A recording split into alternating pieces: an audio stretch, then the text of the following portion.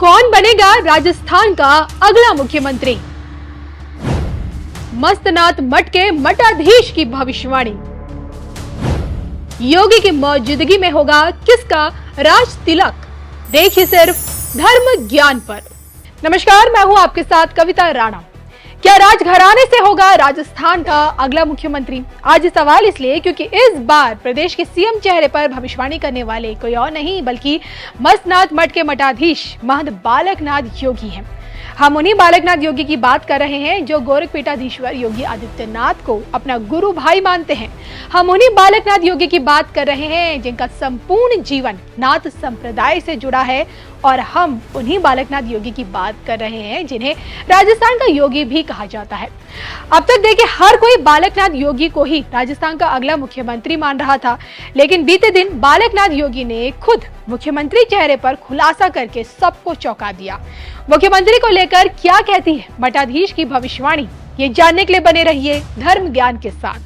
अब तक पायलट की बगावत गहलोत की आफत बनी हुई थी, लेकिन अब इसी कड़ी में विकास के नाम पर गहलोत सरकार की असली पिक्चर महंत बालकनाथ योगी दिखा रहे हैं। राजस्थान में चुनावी डुगडुगी बजते ही प्रदेश की 200 सीटों पर आर पार की लड़ाई में बीजेपी और कांग्रेस आमने सामने है। अब भले ही देखिए कांग्रेस दोबारा सरकार बनाने के लाख दावे कर रही हो, लेकिन चुनावी पिच पर बैटिंग कर रहे बालकनाथ योगी को आउट करना इस बार बिल्कुल आसान नहीं, क्योंकि इस बार की बैटिंग मठाधीश खुद के लिए नहीं बल्कि महारानी के लिए कर रहे हैं। आपने ठीक समझा। राजमहल से निकलकर सत्ता के सिंहासन तक का सफर तय करने वाली वसुंधरा राजे को ही महंत बालकनाथ योगी ने राजस्थान का अगला मुख्यमंत्री बताया है। दरअसल बीते दिनों बहरोड में पूर्व मुख्यमंत्री वसुंधरा राजे की एक सभा थी, और जहां बालकनाथ ने मंच से राजे का स्वागत करते हुए उन्हें भावी मुख्यमंत्री बता दिया। महंत बालकनाथ योगी ने सार्वजनिक तौर पर जनता के सामने ये भविष्यवाणी कर दी कि प्रदेश की अगली मुख्यमंत्री वसुंधरा राजे ही होंगी। अब देखिए, कुछ लोग बालकनाथ योगी की इसी भविष्यवाणी को चुनावी चश्मे से देख रहे हैं, तो वहीं कुछ लोगों का ये कहना है कि मठाधीश की कही बातें कभी खाली नहीं जाती।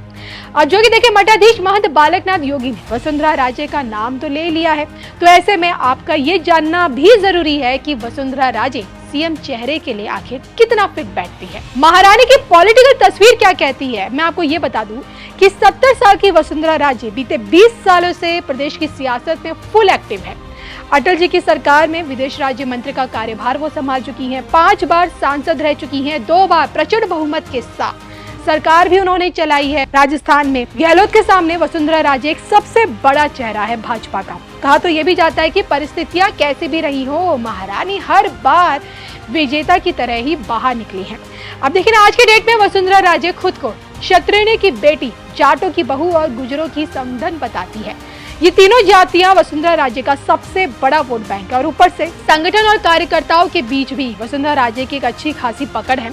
और इसके साथ ही साथ महंत बालकनाथ योगी का महारानी को ही भावी मुख्यमंत्री बताना इस ओर इशारा करता है कि एक बार फिर महारानी का ही राज तिलक होगा। बहरहाल तिजारा सीट से बालकनाथ योगी विधायकी का चुनाव लड़ रहे हैं, और ऐसे में बीते दिनों यूपी के मुख्यमंत्री योगी आदित्यनाथ भी अलवर पहुंचे हुए थे चुनाव प्रचार करने के लिए, और यहाँ आकर उन्होंने न सिर्फ बालकनाथ योगी को खुद के जैसा बताया बल्कि जनता से बालकनाथ योगी के लिए वोट देने का भी अनुरोध किया था। वैसे देखिए, ये बात किसी से छिपी नहीं है कि महंत बालकनाथ योगी खुद भगवाधारी योगी के नक्शे कदमों पर चलते हैं और उनके सबसे करीबी भी माने गए हैं।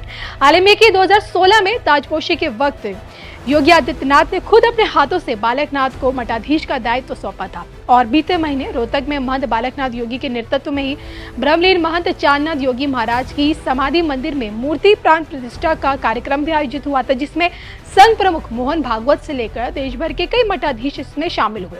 और देखिए, इसी कार्यक्रम में मुख्यमंत्री योगी आदित्यनाथ भी पधारे। उन्होंने न सिर्फ महंत बालकनाथ योगी को राजस्थान का उज्जवल भविष्य बताया था, बल्कि नाथ परंपरा को निभाते हुए बालकनाथ योगी का चादर अभिषेक भी किया।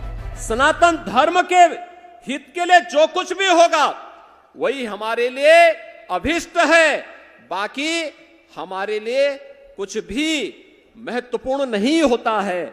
और उसी अभियान को लेकर के यह मठ निरंतर चल रहा है, सदियों से उस परंपरा का वाहक बना हुआ है।